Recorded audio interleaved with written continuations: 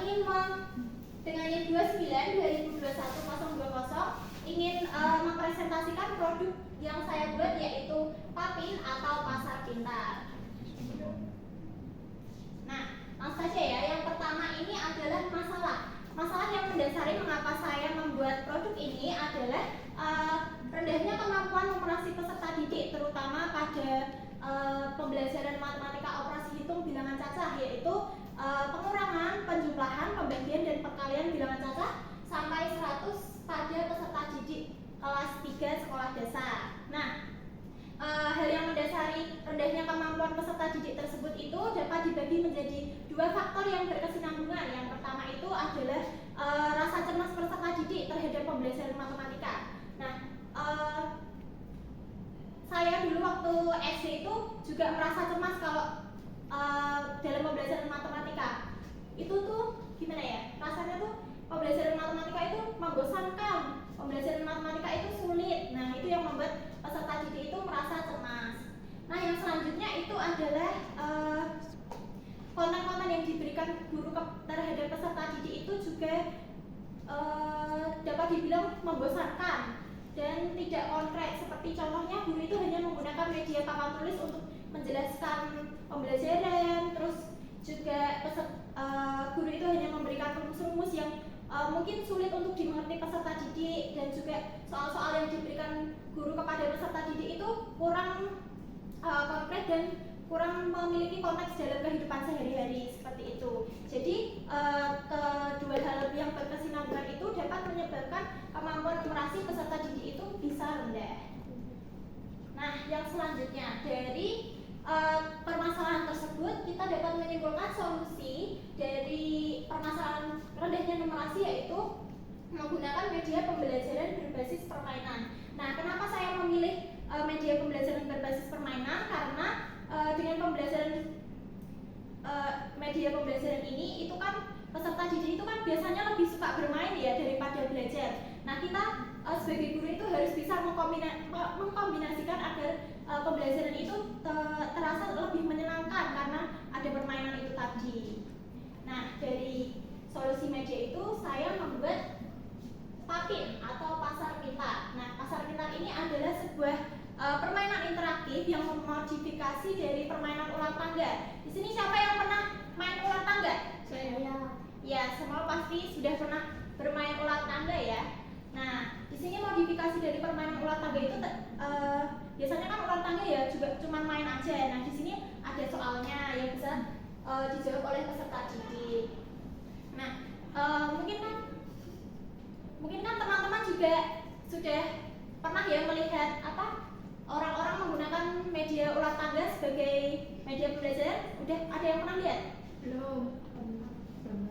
Pernah ya, tentu saja. Nah, tapi Papin ini berbeda dengan papan pembelajaran lainnya. Nah, apa bedanya? Yang pertama, terletak pada papannya. Nah, biasanya papan permainan ular tangga itu kan ada ularnya, ada tangganya. Di sini teman-teman lihat nggak ada ular dan tangga? Tidak. Nggak ada ya. Nah, di sini tuh ular dan tangganya itu digantikan dengan ini apa? Ada sayur apa ini?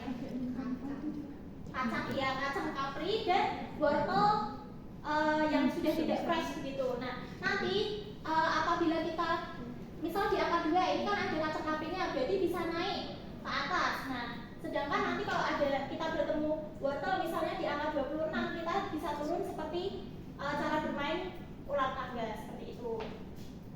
Nah, yang selanjutnya di lembar kerja perbedaan selanjutnya terdapat pada lembar kerja. Nah, Papin ini dilengkapi oleh lembar kerja ini yang bisa dihapus. Jadi ini bisa dicoret-coret dan dihapus. Nanti ini digunakan untuk menghitung. Jadi misalnya nanti peserta didik itu mendapatkan soal penjumlahan. Misalnya ibu membeli 5 buah telur di toko A. Nanti mereka bisa menggambar di sini 5 buah telur. Lalu ibu membeli lagi 3 buah telur di toko B, nanti mereka menggambar juga telur 3. Terus mereka nanti bisa menghitung berarti jumlah total telur yang dibeli ibu itu ada berapa. Nanti mereka bisa menghitung di sini seperti itu. Nah, yang selanjutnya ada dadu. Nah, biasanya kalau teman-teman itu melihat dadu itu ada angka berapa aja? 1 sampai 6. Iya, ada angka 1 sampai 6. Tapi dadu dalam papin ini ada angka 1, 2, 3, 4, 5 dan main 1. Ada yang udah pernah lihat belum? Dadu main 1? Belum. Dan nanti kalau teman-teman dapat angka dadu main 1 ini bisa mundur 1 langkah. Nah, yang selanjutnya ini ada mystery card.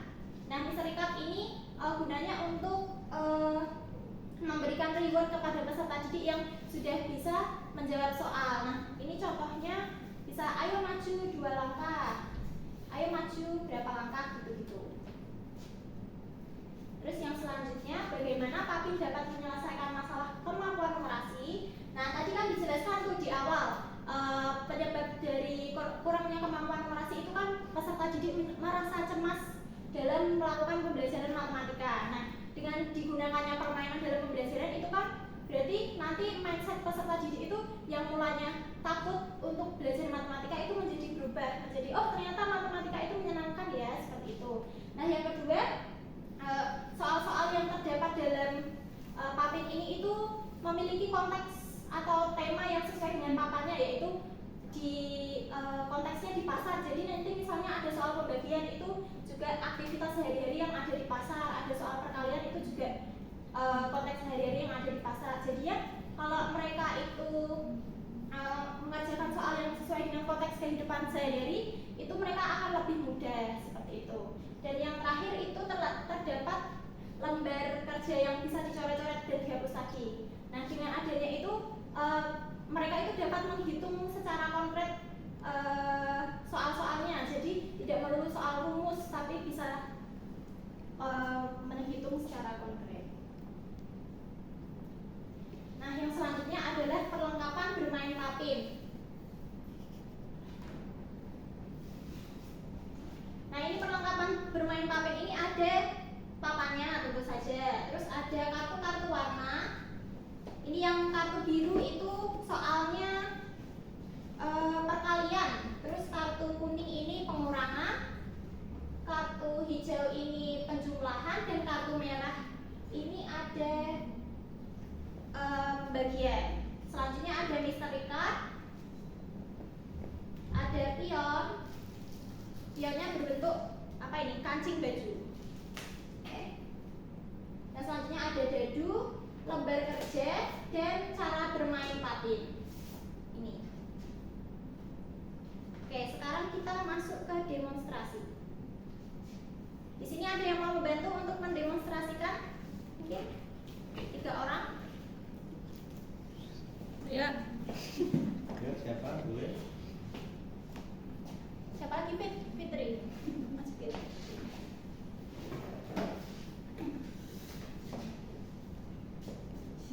Sama Sophie deh. Nah, oke, cara bermain papin ini pertama-tama adalah nanti teman-teman akan saya minta untuk hobi part terlebih dahulu untuk menentukan urutan bermain. Coba hobi part.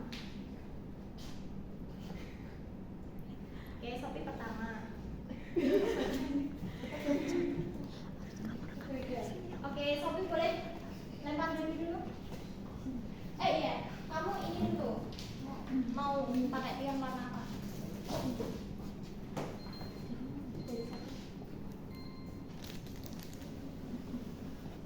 Yo, Sophie melempar deh. Nah, angka 4. 1, 2, 3, 4. Nah, berarti Sophie mengambil kartu warna biru. Saya mengambil. Ya, ada soalnya. Nah, baca. Ibu membeli 3 kantong beras, masing-masing berisi 5 kilo. Berapa kilogram beras yang ibu beli? 15. Ya, tapi ditulis dulu di sini. Kamu gitu, caranya bagaimana?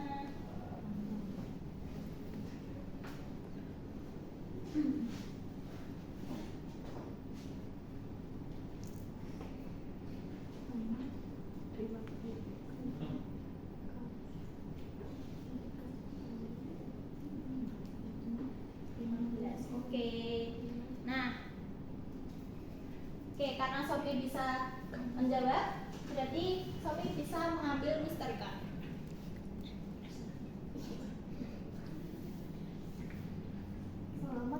bisa menyempatkan 2 kali pada permainan selanjutnya. Oh, nanti.